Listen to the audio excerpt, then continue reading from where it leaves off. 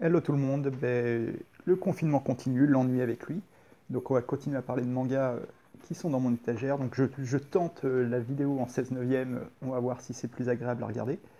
Et je préviens que, après réflexion, j'ai décidé que j'allais continuer à parler de mangas un peu rares en fait, un peu oubliés, parce que ça me paraît plus intéressant que de parler de Dragon Ball ou de l'Attaque des Titans, bien que j'adore ces deux séries, mais c'est pas la question. Et de toute façon, à l'heure actuelle, personne ne peut acheter de livres, hein. Les librairies sont fermées, Amazon aussi. Donc, en fait, que ce soit des séries super dures à trouver ou des séries qui sont disponibles en librairie, finalement, ça revient même, vous ne pouvez pas les lire légalement. Comprenez ce que vous voulez par ce légalement, les lecteurs de manga sont au courant. Voilà. Et je me dis que comme ça, c'est aussi une occasion pour moi de mettre en lumière des séries que j'aime et qui sont peut-être passées un peu inaperçues aux yeux du grand public et même du public un peu averti, amateur de manga. Donc aujourd'hui, on va parler d'une nouvelle série qui a été largement oubliée en France et qui est même très peu connu. C'est assez dur en français, en contenu français, de trouver des articles sur cette série sur Internet. Donc on va parler d'une série qui est ici un peu cachée, qui s'appelle Medaka Box. Donc Medaka Box, c'est une série qui a été écrite par Nishio Oisin, c'est un peu dur à prononcer, Nishio Oisin, et qui est dessinée par Akira Akatsuki. Qui sont... Alors, Akira Akatsuki, honnêtement, c'est un dessinateur pas très connu, qui n'a pas fait grand-chose, qui a fait deux trois autres séries, mais qui sont encore moins connues que Medaka Box. Et Nishio Sin, par contre, en fait, c'est un écrivain qui, lui, fait pas trop de manga d'habitude. Il a fait un peu de manga en dehors de Medaka Box, mais qui fait surtout ce qu'on appelle des light novels. Donc, pour ceux qui connaissent pas les light novels, c'est un truc très japonais qui commence à être traduit un peu en France, mais pas encore largement, et qui sont en fait des romans, j'allais dire jeunesse. C'est pas exactement ce qu'on entend par roman jeunesse en France. C'est des romans pas très exigeants, on va dire, en termes d'écriture, souvent largement illustrés, et qui sont assez courts, qui sont faits pour être lus rapidement, et qui sont... ouais, c'est une écriture très directe, proche du scénario parfois. Et en fait, au Japon, il y a une grosse tradition d'adaptation en tout format quand quelque chose marche. Et il y a plein de mangas comme ça qui ont été adaptés en romans, des films adaptés en romans, des romans adaptés en films. Ça va dans tous les sens, adapté parfois en live, pièces de théâtre, il y a en dessin animé évidemment. Voilà, donc le light novel est souvent une adaptation d'un autre format, pas toujours, parfois ça va dans l'autre sens. Et voilà, c'est un format qu'on connaît pas très bien. Ouais, c'est à mi-chemin du roman, du scénario, du carnet de notes, du carnet de dessin. Enfin, et voilà, commence à y en avoir qui sont traduits souvent par des éditeurs de manga plutôt que par des éditeurs de romans. Et vous pouvez en trouver certains en France, surtout sur les grosses séries. Je sais que l'Attaque des Titans, ils en ont traduit un ou deux. Voilà, des choses comme ça. Et donc Nishio Oisin, le scénariste de Medaka Box, est principalement un auteur de light novel. Et Medaka Box, c'est un peu sa grosse œuvre. Alors, je dis qu'elle n'est pas connue. En France, elle est vraiment passée un peu inaperçue. Là, vous voyez, j'ai la collection quasi complète. Il m'en manque un. Et donc, on arrive au point qui fait qu'en France, c'est un peu compliqué. Medaka Box, la publication française s'est terminée en 2018. Au Japon, elle s'est terminée, je crois, en 2013, donc un peu avant. Et, euh, et en France, donc, on a eu les 22 tomes. C'est une série en 22 tomes. Mais dès que les 22 tomes sont sortis, la publication, la distribution s'est arrêtée aussitôt parce que ça se vendait pas du tout. C'est une série qui a pas du tout pris en France. Au Japon, un peu plus. Même au début, au Japon, ça marchait bien en fait, Medaka Box. C'est une série, sans être célèbre, qui a trouvé son public, il n'y a pas de souci. En France, vraiment pas. Donc aujourd'hui, les 22 tomes en question, et ben, comme d'hab pour les séries rares, hein, dont la plupart des séries dont je vais parler dans ces vidéos, ben, c'est une galère à trouver. Voilà. Les 5-10 premiers, vous les trouvez très facilement, sans problème, dans n'importe quelle boutique d'occasion à 2-3 euros. Et par contre, dès que vous arrivez à partir du 10e, les prix grimpent monstrueusement. Et c'est pour ça il me manque le tome 20. Vous voyez, j'ai le 19 qui est déjà très rare, et on passe au 21 qui est quelque part. mais je n'ai pas le vin. Voilà.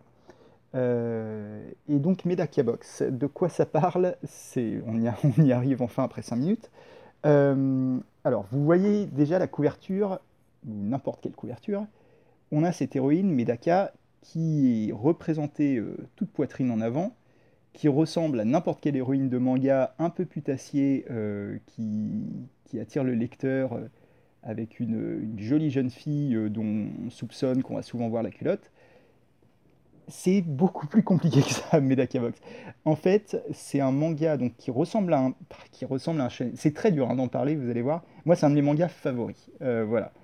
C'est un manga en fait qui s'adresse à des gens qui ont lu beaucoup de mangas, qui connaissent les codes du manga, qui savent ce qu'une couverture comme ça est censée promettre au lecteur, et qui va s'échiner pendant 22 tomes à en fait retourner toutes les attentes du lecteur sur un tel manga.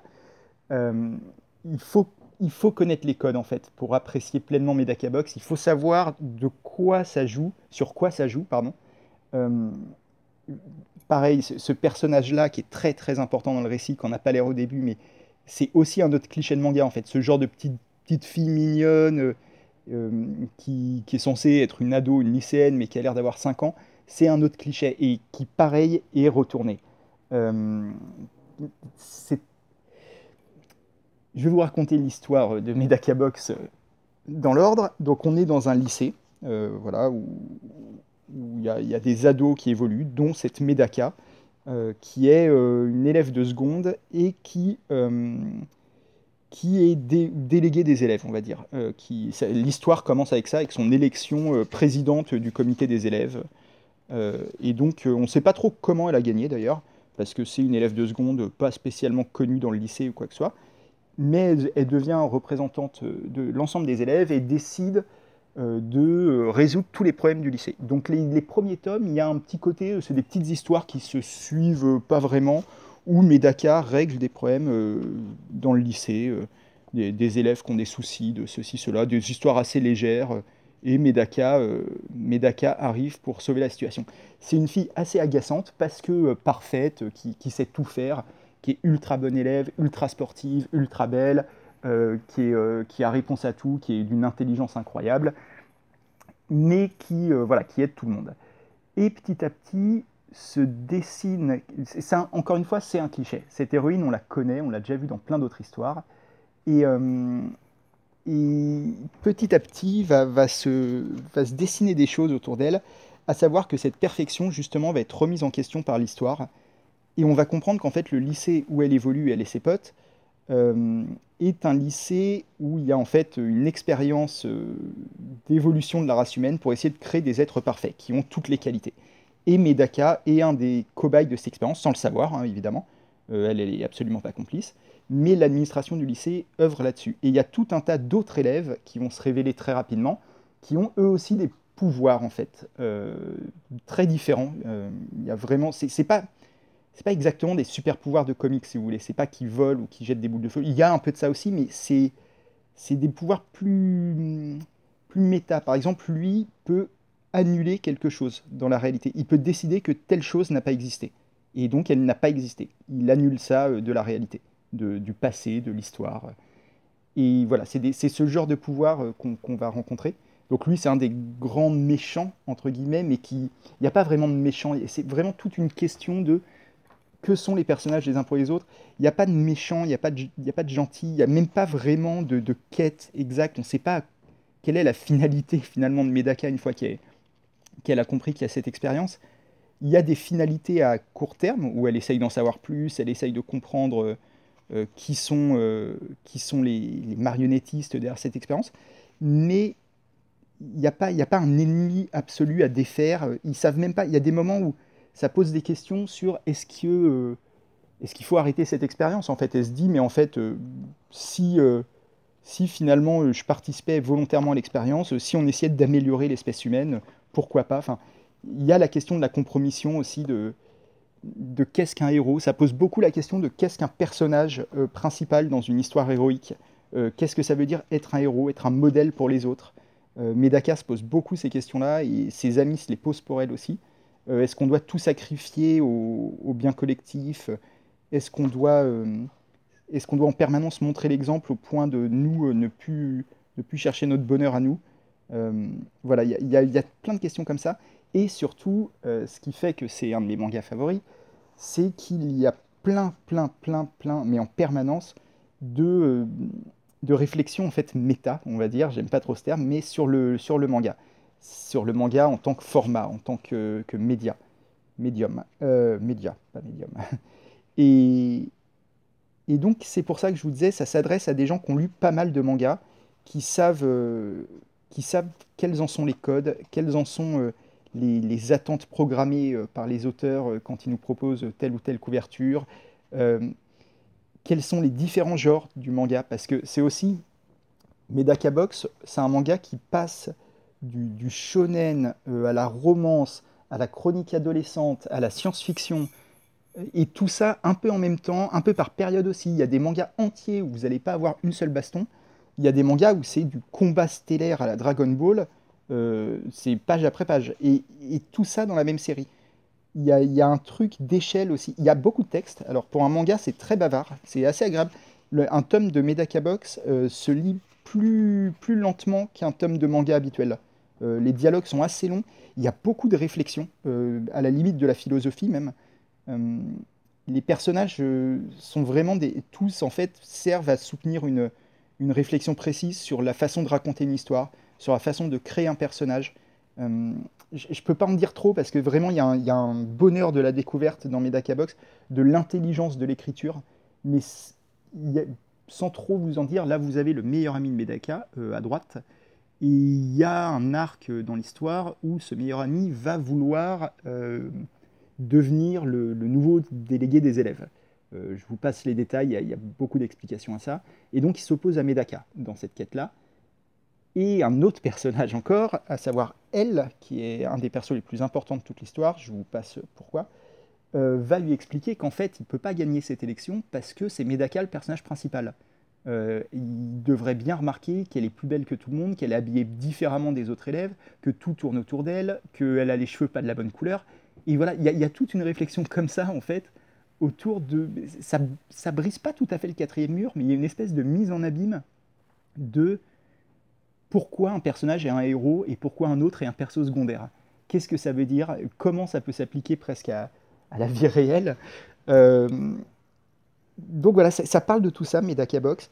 C'est très dur d'en parler. Là, je pense que ma chronique est un petit peu confuse, mais parce que le récit l'est aussi. Enfin, il n'est pas confus, il est très maîtrisé, au contraire, le récit de Medaka Box, mais il demande. En fait, c'est un récit exigeant. C'est un récit qui demande au lecteur, un manga qui demande au lecteur de se mettre, de faire des efforts, de vouloir activement comprendre euh, où veut en venir l'auteur, Nishio Osin.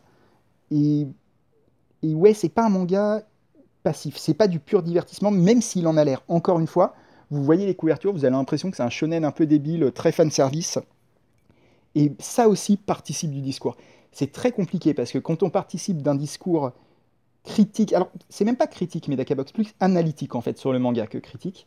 Mais quand on veut faire une analyse, mais qu'on utilise des armes qui sont celles qu'on va analyser, c'est-à-dire l'héroïne sexy, tout ça, euh, c'est toujours potentiellement un double tranchant. Medaka Box, pour moi, s'en sort extrêmement bien, et c'est une œuvre d'une intelligence, d'une profondeur, et c'est une œuvre, c'est un manga qui nécessite plusieurs lectures, je pense, pour être bien appréhendé. Donc c'est un peu long, il y a 22 tomes à lire plusieurs fois, mais ça, c'est un plaisir, il y a des moments mais jouissifs en termes d'écriture, en termes d'intelligence, on voit rarement ça dans les mangas, dans une intelligence, une profondeur des dialogues. Donc voilà, je ne peux que le recommander. Il est très dur à trouver, comme j'expliquais. C'est devenu un peu une rareté, mais si vous y arrivez, bah, je vous le conseille. Et je vous remercie d'avoir suivi cette vidéo. Merci, à plus.